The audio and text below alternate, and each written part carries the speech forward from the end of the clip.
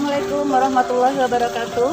Hai pelajar Kota Tangerang, kita berjumpa lagi pada mata pelajaran IPA kelas 7 materi klasifikasi makhluk hidup. Mari kita saksikan. Anak-anak, kalian pasti sering berbelanja ke tempat seperti ini. Gimana? Mudah kan cara untuk mendapatkan barang-barang yang kalian inginkan? Kenapa? Karena barang-barang yang kita cari dikelompok-kelompokkan atau diklasifikasikan sesuai jenisnya. Demikian juga dengan makhluk hidup yang beraneka ragam. Untuk mempermudah mempelajarinya, maka kita harus mengelompok-kelompokkan atau mengklasifikasikan makhluk hidup tersebut.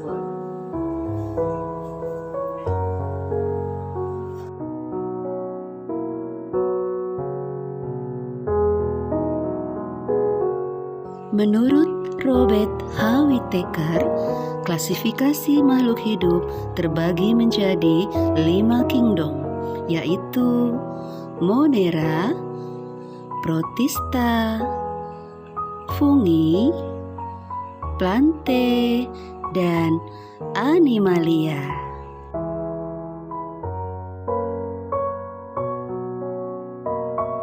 Kingdom Monera memiliki ciri khas, yaitu selnya bersifat prokariotik karena belum memiliki membran inti. Contoh dari Monera adalah bakteri.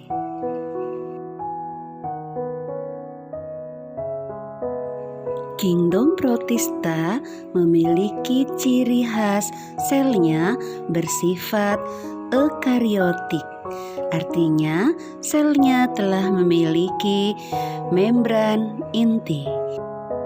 Kingdom Protista contohnya protozoa dan ganggang atau alga.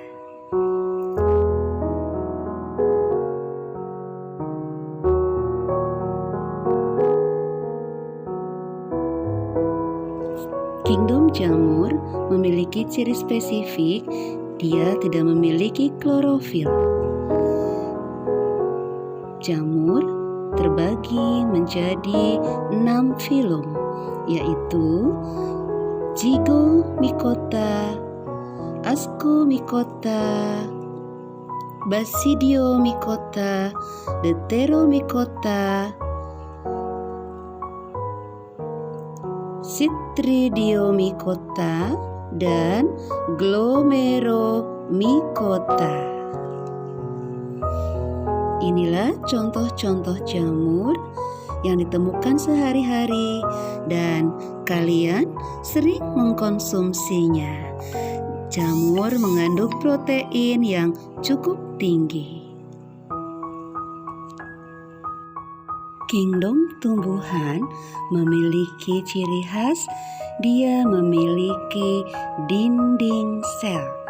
Kingdom tumbuhan terdiri dari tumbuhan lumut, tumbuhan paku, dan tumbuhan biji. Tumbuhan lumut belum memiliki berkas pengangkut, sehingga tumbuhan lumut disebut sebagai tumbuhan tidak berpembuluh.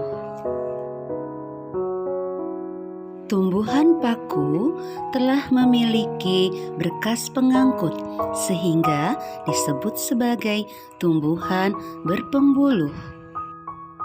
Inilah contoh tumbuhan paku. Memiliki kotak spora di balik daunnya. Spora tersebut digunakan untuk perkembangbiakan. Pada tumbuhan paku, ciri khasnya lagi adalah memiliki daun muda yang menggulung.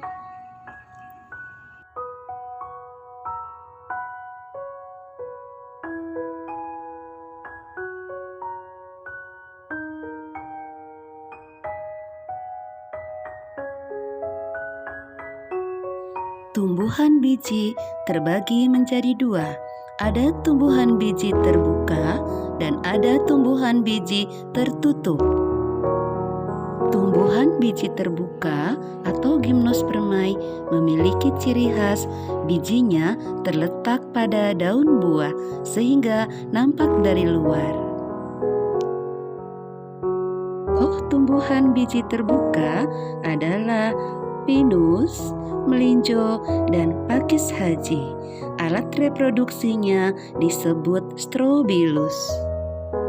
Tumbuhan biji tertutup atau angiospermae memiliki biji yang terdapat di dalam daun buah.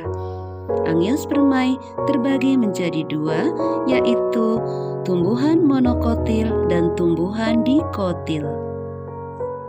Perbedaan antara tumbuhan monokotil dan dikotil, kita mulai dari akarnya.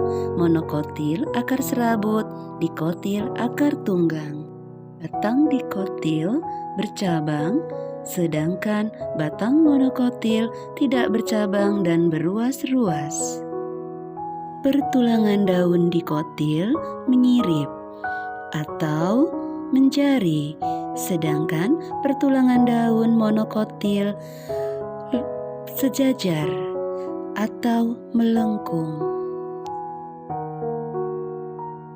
Jumlah mahkota bunga untuk tumbuhan dikotil kelipatan 4 atau 5, sedangkan untuk tumbuhan monokotil biasanya kelipatan 3. Selingan yuk, biar nggak bosan. Cara kita ikutin kuis, kalian menentukan apakah tumbuhan yang diperlihatkan nanti termasuk tumbuhan monokotil atau dikotil. Yuk, kita lihat. Nah, kalau ini tumbuhan monokotil atau dikotil ya? Ini tumbuhan dikotil atau monokotil ya? Nah, kalau batangnya seperti ini, termasuk tanaman dikotil atau monokotil ya? Lihat batang tanamannya sampai ke daunnya, kira-kira monokotil atau dikotil ya? Nah, lihat mahkota bunga dan daunnya. Kira-kira ini tumbuhan monokotil atau dikotil ya? Nah, kalau tumbuhan yang ini monokotil atau dikotil ya? Nah, kalau dengan daunnya seperti ini, monokotil atau dikotil ya? Lihat pohon yang tinggi itu, kira-kira tumbuhan monokotil apa dikotil ya? Dan ini adalah contoh daun keringnya.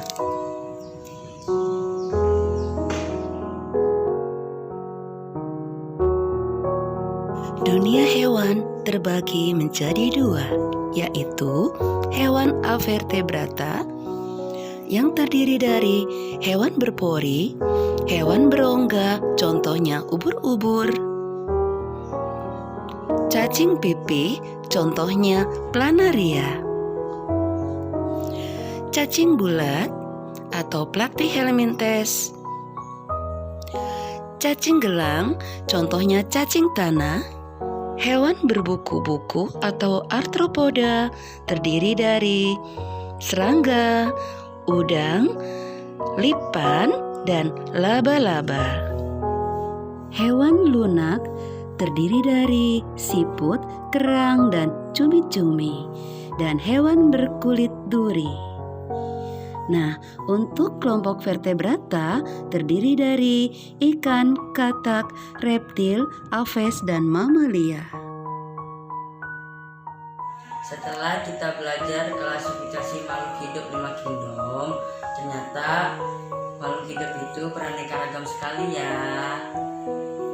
Tapi dari contoh-contohnya kita ketahui, kok tidak ada virus ya? Padahal virus kan makhluk hidup juga. Misalnya virus corona yang saat ini menyebabkan pandemi COVID-19. Jadi sebenarnya virus corona itu makhluk hidup bukan ya?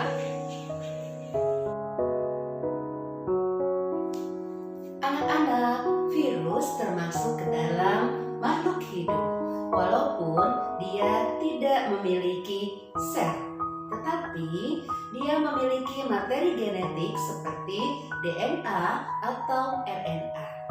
Oleh karena itu, virus membutuhkan sel makhluk hidup lain supaya dia bisa melakukan aktivitas hidupnya. Maka, virus harus menginfeksi makhluk hidup lain seperti bakteri, tumbuhan, hewan, dan manusia. Itulah alasan kenapa virus tidak termasuk ke dalam klasifikasi 5 kingdom. Demikian anak-anak materi yang telah Ibu sampaikan. Semoga bermanfaat buat kalian semua. Wabillahi taufiq wal hidayah. Wassalamualaikum warahmatullahi wabarakatuh.